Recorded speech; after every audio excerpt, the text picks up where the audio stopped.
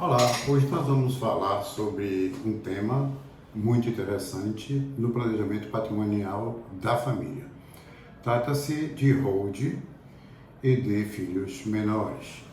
Então, se os pais desejam constituir, um planejamento patrimonial da família e se tem filhos menores, a indagação primeira que se faz é: pode realizar esse planejamento patrimonial, tendo em vista que seus filhos ainda são menores?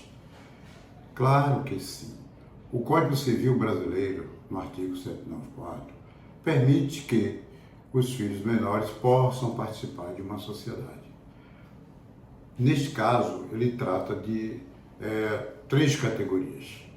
A categoria 1, que são os menores, absolutamente incapazes, e a categoria 2, que são os menores relativamente capazes, e a categoria 3, que são os interditos.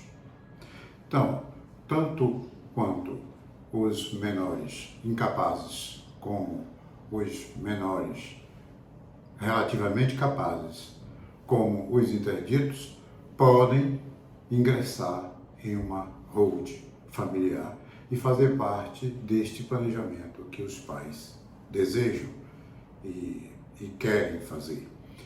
A discussão é em relação aos interditos. Nos interditos nós temos ainda duas categorias.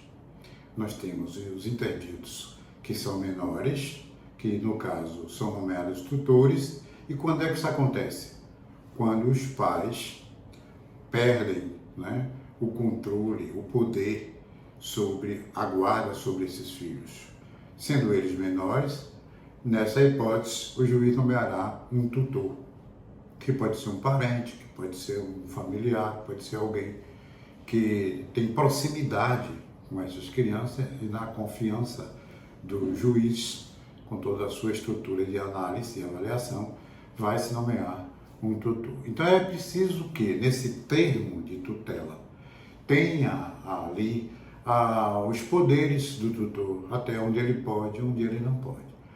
O certo é que, seja pela categoria dos filhos menores, seja pela categoria dos interditos, em qualquer das hipóteses, tem que haver a assistência ou a representação de quem exerce a guarda e o poder sobre esses menores.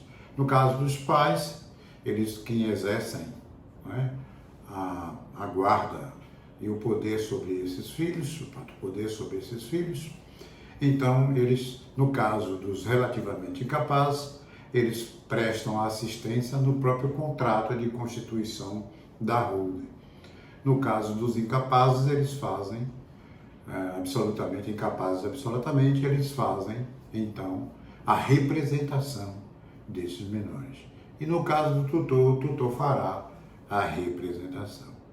Nas três categorias, não podem esses meninos, esses menores ou interditos exercerem a administração do patrimônio, porque eles ainda não têm capacidade civil para administrá-lo, para vender, alienar, fazer negócios. Então, nesse caso, a administração será exercida pelos pais e, na ausência dos pais, pelo tutor, com poderes expressos no termo da tutela.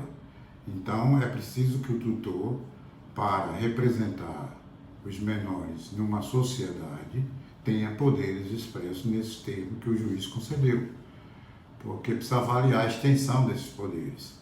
Caso os poderes não estejam ali expressos, é preciso que se requeira ao juiz, com a justificativa, devida justificativa, a extensão desses poderes de representação de um interdito, de um órfão, ou de um filho menor que não tem, cujos pais não exercem a guarda nem o parte poder por qualquer questão prevista em lei.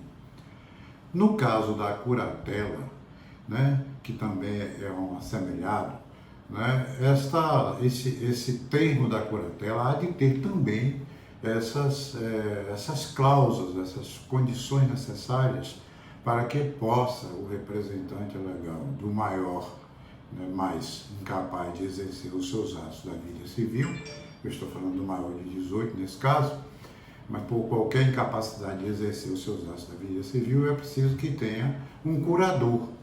E esse curador é nomeado, né, evidentemente, pelo juiz, após avaliar a capacidade civil dessa pessoa e ver que ele não dispõe desse discernimento para agir e exercer os seus próprios atos.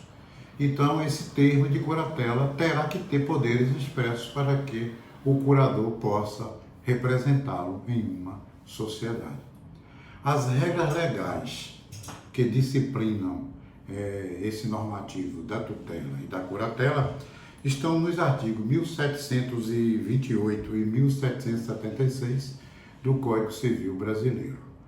Então, a ROAD pode, o planejamento patrimonial, através da ROAD, pode ser feito sem qualquer impedimento, sem qualquer embaraço, tanto em relação aos filhos, né, menores, incapazes, absolutamente, ou relativamente incapazes, quanto em relação aos interditos.